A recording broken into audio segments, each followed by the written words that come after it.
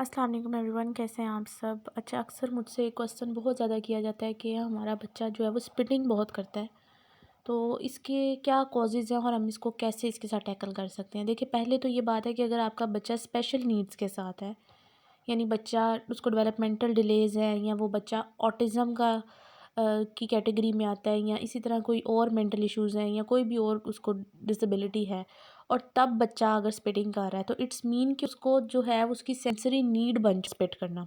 ठीक है, यानी वो स्पिट जो कर रहा है वो अपने आप को एक स्टिमुलेशन प्रोवाइड कर रहा है, अपने आप को रिलैक्स करना चाह रहा है, वो अपनी अटेंशन जो है वो दूसरों तक बताना चाह रहा है कि मैं भी एक मौजूद हूँ। अगर बच्चे को आप निगलेक्ट करते हैं या कुछ भी ऐसा करते हैं, तो एक ये चीज़ है कि, और ख़ासकर वो बच्चे जो हैं ना, जिनको जो ऑटिज़म स्पेक्ट्रम डिसऑर्डर में आते हैं, वो स्पिटिंग जब कर रहे होते हैं, तो वो बेसिकली उनके अंदर, क्योंकि या तो ओवर स्टिमुलेशन हुई होती है या वो अंडर स्टिमुलेटेड होते हैं, तो वो अपनी उन नीड्स को पूरा करने के लिए, देखें आप खुद देखें कि आप एक नॉर्मल जो है वो कैटेगरी में आ रहे हैं, एक टिपिकल्स में आ रहे हैं, और क्या है कि आपको एक चीज़ अंदर से तंग कर रही है, आपको एक इशू हो रहा है, आपको मसला हो रहा है, तो आप भी अपने जो है उस चीज़ को ख़त्म करने के लिए बार बार कुछ करेंगे। ठीक है, या स्पिट करेंगे, या अपने मुंह पे हाथ लगाएंगे, या कुछ अजीब से अपने फेशियल एक्सप्रेशंस बना लेंगे। तो इसी तरह same is the case with an autistic child, कि उसको जो है वो एक उलझन का शिकार होता है। तो आप कभी भी इस ऑटिस्टिक बच्चे को जब आप इसके तंग आने के बजाय, बल्कि आप ये समझा करें कि अगर मैं इसकी जगह हूँ तो मैं क्या करूँगा। अब बात ये आती है कि क्या ऑटिस्टिक बच्चे लाइफ टाइम ही स्पिटिंग करते रहेंगे? नहीं, ऐसा नहीं है। इसके लिए कुछ स्ट्रेटजीज़ हैं, अगर हम उनको कंसिस्टेंटली फॉलो करते रहेंगे तो ऑटिस्टिक बच्चे भी स्पिटिंग करना छोड़ देंगे। देन फिर इसके बाद ये आ जाती है, समटाइम्स कम्युनिकेशन का बहुत गैप होता है पेरेंट्स के दरमियान और बच्चों के दरमियान, और बच्चे अजीब किस्म के बिहेवियर सीख लेते हैं, और उन एक बिहेवियर्स में से जो है वो बच्चा स्पिटिंग भी सीख लेता है।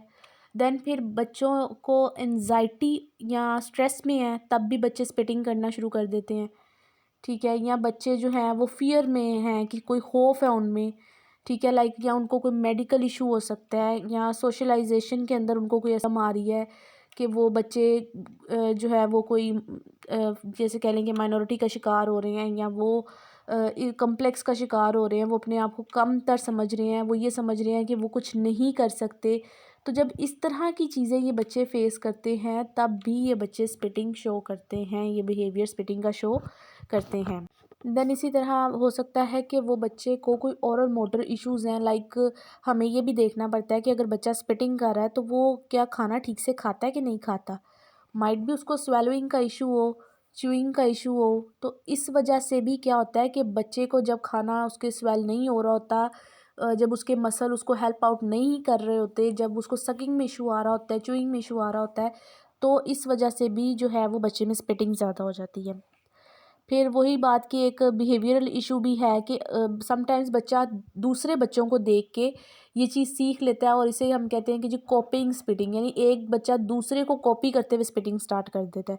तो ये भी आमतौर में अक्सर बच्चों में देखा जाता है, या बहन भाइयों में अक्सर देखा जाता है कि अगर एक के साथ इशू है तो वही दूसरा जो उसका सिबलिंग है वो जी उसको देख के इमिटेट करना शुरू कर देते हैं। देन फिर समटाइम्स ये होता है कि माउथ में कोई इन्फेक्शन हो जाती है बच्चे के, इरिटेशन जो उसको हो रही होती है, या फिर फूड की समटाइम्स सेंसिटिविटीज़ होती हैं, लाइक बच्चे को कुछ फूड्स नहीं पसंद होते, या वो फूड्स जो हैं वो उनको तंग कर रहे होते हैं, एलर्जिक होते हैं, वो बच्चे उससे फील कर रहे होते हैं और डिस्कम्फर्ट होता है, तो इससे भी इन रिज़ल्ट बच्चा स्पिटिंग करना स्टार्ट कर देता है। और फिर वही बात कि टेस्ट और टेक्सचर ये भी बहुत मैटर करता है। लाइक बच्चे को अगर नहीं पसंद आ रहा किसी चीज़ का टेस्ट, आप उसके साथ ज़बरदस्ती उसको खिलाएंगे, बच्चा स्पिटिंग स्टार्ट कर देगा। या फिर बच्चे को कोई ये भी इशू हो सकता है कि माइट भी उसको कोई डेंटल प्रॉब्लम हो, उसके दांत ठीक हैं, या उसकी आप ये भी आप प्रॉपर उसका चेकअप करवाएं कि बच्चे, मतलब हमें जब तक कॉज ही नहीं पता चलेगा तो हम इसका ट्रीटमेंट कैसे देखेंगे। ठीक है, मैंने ये कहा है कि स्ट्रेटजीज़ बहुत ज़्यादा जिनको आप फॉलो करते हुए स्पिटिंग को ख़त्म कर सकते हैं, लेकिन जब आपको एक बात यही नहीं पता कि स्पिटिंग की वजह क्या है, तो फिर आप उसको कैसे क्योर करेंगे। तो इसलिए मैंने आपके साथ ये सारी वजूहात डिस्कस की हैं कि स्पिटिंग की सिर्फ एक वजह नहीं है, स्पिटिंग की बहुत सी वजूहात हैं। तो आप ये देखें कि आपका बच्चा किस वजह से कर रहा है। अच्छा जी, अब मैं बात करूँगी कि अगर आपका बच्चा स्पिटिंग कर रहा है तो हम इसको कैसे रोकें। तो ऐसा नहीं है कि स्पिटिंग का अगर आपने उसका इशू ख़त्म करना है या आप चाहते हैं कि आपका बच्चा अब स्पिटिंग ना करे और एक ही दिन में आप कहें कि मेरा बच्चा जो है मैं उसको ऐसी कुछ चीज़ सिखा दूँ कि बच्चा ये सब करना छोड़ दे, तो ऐसा नहीं होगा। आपका बच्चा स्पिटिंग करता है तो पेरेंट्स, आपको पता है कि ये आपके बच्चे का एक इशू है, तो आपने इसको, बजाय इसके कि आप 10 लोगों में बैठ के अपने बच्चे का यही ज़िक्र करते रहिए, तो बहुत ज़्यादा स्पिटिंग करता है, मैं तो इसकी स्पिटिंग से बहुत तंग हूँ, मैं तो कुछ कर नहीं सकती, मैं ऐसे हूँ, मैं वैसे हूँ। जब पेरेंट्स इस तरह की बातें करते हैं ना, तो वो अपनी औलाद को ही खुद डिसरिस्पेक्ट कर रहे होते हैं, क्योंकि ये आपकी औलाद है, आपको पता है कि उसके साथ मसला है, जो बाकी 10 लोग सुनने वाले हैं उनको नहीं पता। तो फर्स्ट ऑफ़ ऑल ये मेरी एक छोटी सी एडवाइस पेरेंट्स के लिए है। देन पेरेंट्स, आपने अपने इस चीज़ को एक्सेप्ट करना है कि आपके बच्चे के साथ ये एक इशू है। फिर आपने ये देखना है कि मैंने उसको ठीक कैसे करना है, तो उसके लिए आप बच्चे को डेली बेसिस पे कंसिस्टेंसी के साथ, अगर आप कंसिस्टेंसी के साथ काम नहीं करेंगे, बच्चा बार बार स्पिटिंग करता रहेगा, 2-4 दिन नहीं करेगा, फिर दोबारा शुरू कर देगा, तो इसके लिए आपको एक लॉन्ग टर्म स्पिटिंग ख़त्म करने के लिए आपको एक लॉन्ग टर्म गोल सेट करना होता है। आपने सबसे पहले, जब आपको फ़ील हो कि बच्चा स्पिटिंग करने लगा है, तो आप बच्चे को कहीं डिस्ट्रैक्ट करने की कोशिश करें। आपने बच्चे को आहिस्ता-आहिस्ता उसका ध्यान बदलने की कोशिश करनी है, ताकि वो, अगर उसके बिहेवियर में ये चीज़ आ रही है, तो वो आहिस्ता-आहिस्ता करके उस बिहेवियर से वो हटना शुरू कर दें। देन फिर आप क्या करें कि उसके फेस पे अपनी, मतलब 3-3 फिंगर्स जो हैं वो आपने रखनी है और आपने सर्कुलर वे में उसको मसाज देनी है। अब आप देखें कि अब आपके बच्चे को एक तकलीफ़ हो रही है, वो बच्चा उलझन का शिकार है, तो जब आप उसको मसाज देना शुरू करेंगे तो आहिस्ता-आहिस्ता करके उसके मसल्स जो हैं वो रिलैक्स होंगे और वो बच्चा जो है वो स्पिटिंग से हटना शुरू कर देगा। देन आप बच्चे के साथ उसका फ़ोकस मेंटेन करवाएँ, ठीक है? उसको डिफरेंट उसको एक्टिविटीज़ में इन्वॉल्व करें। बच्चे का, अगर बच्चा कोई एक्शन शो करता है, फॉर एग्ज़ाम्पल आप बच्चे के साथ कहीं बाहर हैं और बच्चे ने स्पिटिंग की है, तो आपने उस वक़्त पे बच्चे को डाँटना नहीं है। ये सबसे बड़ी गलती ये होती है कि जब हम बच्चे को उसके गलत एक्शन के ऊपर फ़ौरी तौर पे डाँट देते हैं, तो वो कहीं न कहीं उसके दिमाग में वो चीज़ रिइंफोर्स हो जाती है और हम जो चीज़ उसकी ख़त्म करना चाह रहे होते हैं, वो ज़्यादा अच्छे से उसके दिमाग में बैठ जाती है। फिर अगर बच्चे को कोई डेंटल इशू है, तो आप उसके वोज़ रिज़ॉल्व करें। अगर बच्चे को आप निग्लेक्ट करते हैं और आपने बाद में रियलाइज़ किया कि नहीं, मैंने अपने बच्चे को निग्लेक्ट किया था, मेरा बच्चा इग्नोर होता रहा है, मेरा बच्चा डिप्रेशन का शिकार हो रहा है, मेरा बच्चा एंजाइटी की तरफ लीड कर रहा है, तो आप उस वक़्त में बच्चे की उस चीज़ के ऊपर काम करें। देखिए, मैंने आपको कहा है कि हम लोग ना कॉन्सिक्वेंसेस यानी कि नताइज को देख रहे होते हैं, हम ये नहीं देख रहे होते कि इन नताइज के पीछे कॉजेज़ क्या थे। तो कॉजेज़ देखना बहुत ज़रूरी है।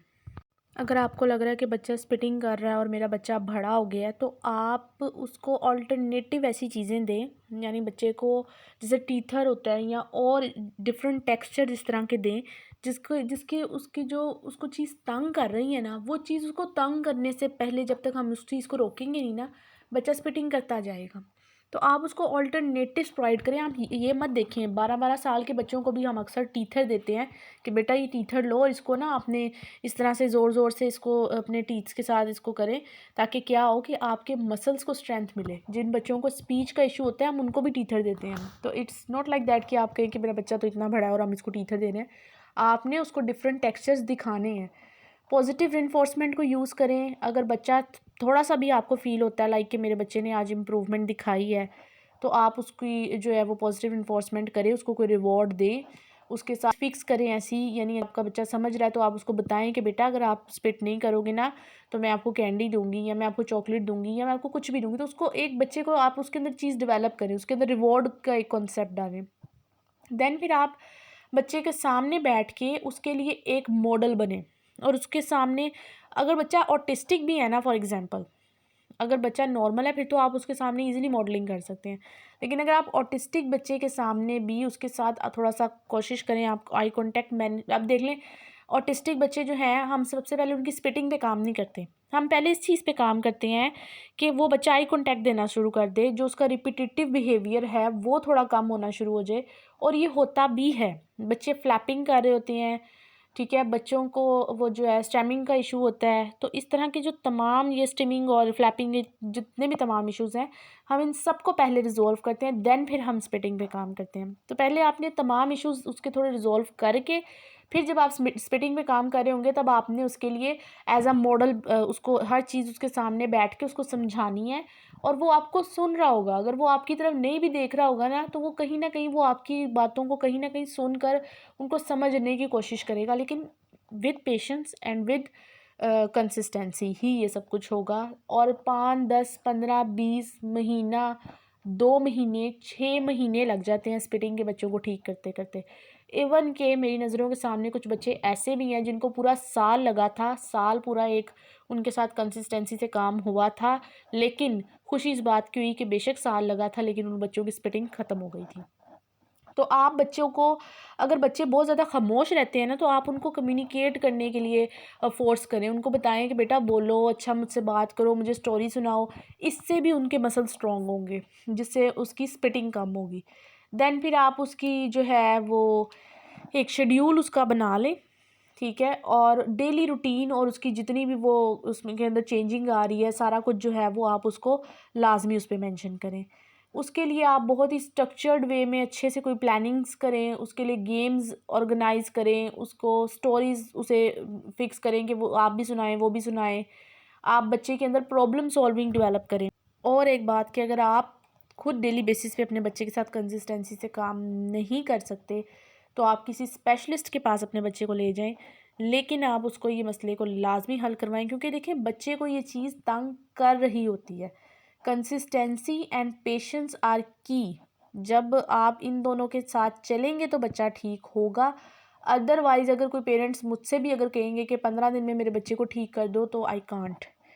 ये बच्चे इसका हर बच्चे का वैरी करता है। कुछ बच्चे 20, 25, 30 दिन में हो भी जाते हैं, उनका स्पिटिंग का इशू बहुत कम होता है। तो यही बात है कि हमने बच्चों के मसल्स को स्ट्रॉन्ग करना है, और बच्चा चाहे वो टिपिकल हो, चाहे वो किसी स्पेशल नीड के साथ हो, चाहे वो बच्चा ऑटिस्टिक हो, हम सब का स्पिटिंग का इशू रिजॉल्व कर सकते हैं।